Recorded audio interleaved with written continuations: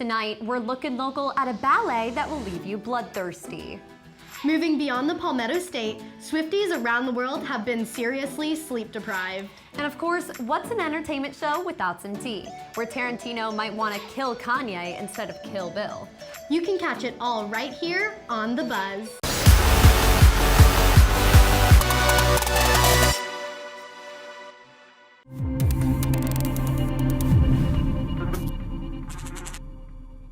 Hello and welcome to The Buzz. I'm Tatum Miller. And I'm Mary Grace Copeland. Let's get into it. Looking locally.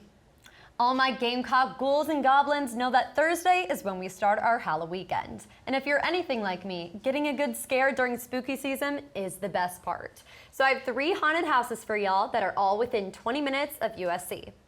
The Deceased Farm in Lexington will have a paintball attraction where guests shoot live zombies. And their haunted house walkthrough is in 3D, complete with possessed dolls, necromancers, fortune tellers, and crazed bunnies.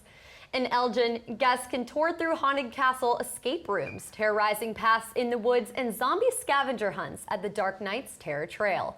And finally, in Casey, we have the Halls of Horror, which is the largest running nonprofit haunted house in South Carolina. All 3 attractions will run from Thursday through Monday after dark. The Columbia City Ballet is bloodthirsty for this weekend, performing Dracula, a ballet with a bite. The show follows the classic tale of Count Dracula as told by Bram Stoker's original novel, combined with the element of dance.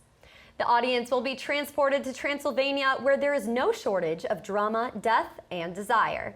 Performances will start at 7 p.m. this Friday and Saturday, where tickets can be purchased at the box office or at ColumbiaCityBallet.com. You heard what's going on locally? Let's talk for a bit about what's buzzing beyond us. Yesterday morning, Will and Grace actor Leslie Jordan passed away at the age of 67 from a car crash. A day after posting a hymn about the afterlife on Instagram, the news was revealed by Sarah Beth Shadeen, Jordan's talent agent, who made a heartfelt statement about the joys and laughs Jordan brought to the world. Shadeen even poked fun at one of Jordan's staple characteristics, saying, quote, "What he lacked in height, he made up for in generosity and greatness as a son, brother, artist, comedian, partner, and human being," end quote.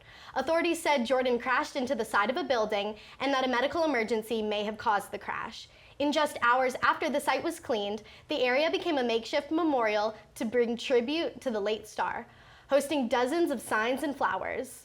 Though Jordan passed, his family and friends are certain his acting and comedy projects will continue to bring joy to the world. After what felt like years of Easter eggs and little hints, Taylor Swift finally released her album titled Midnights. Swifties all over the world gathered to listen to the singer's new album, fittingly at midnight. In Midnights, Swift decided to focus on the album on more personal subject matters, a change of pace from the last 2 she have released.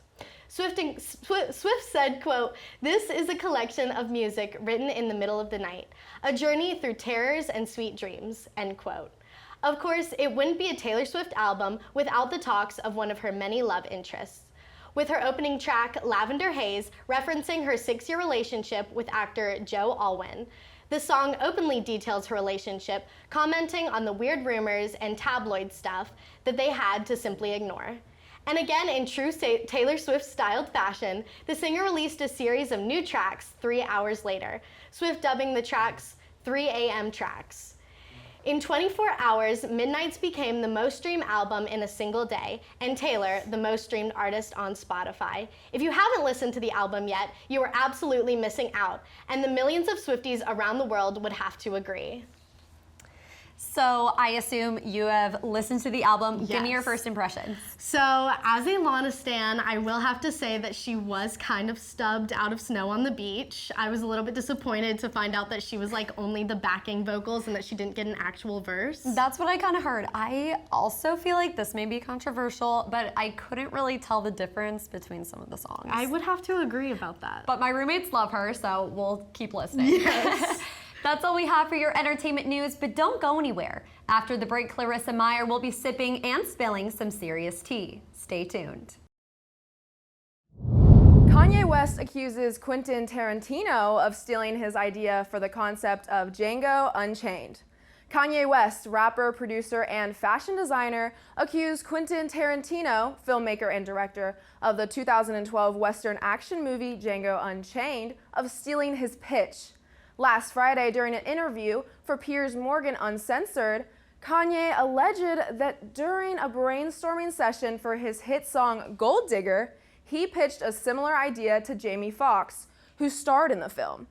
Kanye says, quote, Tarantino can write a movie about slavery, where actually they, talking about him and Jamie, got the idea from me.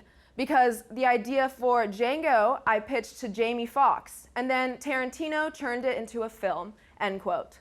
While the award-winning film has grossed over $425 million worldwide, Kanye will not be seeing the profits anytime soon. That's all I have for tonight, but stick around because you do not want to miss this week's edition of Binge-Worthy, where Tatum and Mary Grace tell you what show you should watch after this episode of The Buzz. Finally, tonight's binge-worthy show is the new movie Luckiest Girl Alive, starring Mila Kunis. It is really good. If you enjoy anything psychological, something that's gonna leave you on the edge of your seat, I would definitely recommend it. I watched it for the first time last night. I was up until 3 a.m. for it, but it was totally worth it. You all should go check it out right now. And that's all we have for you guys tonight, but be sure to follow us on Instagram, Twitter, and Facebook at SGTV at USC. To keep up with all of our content, be sure to also visit us online at sgtvonline.com. Until next time, I'm Mary Grace Copeland. And I'm Tatum Miller. Thanks for tuning in.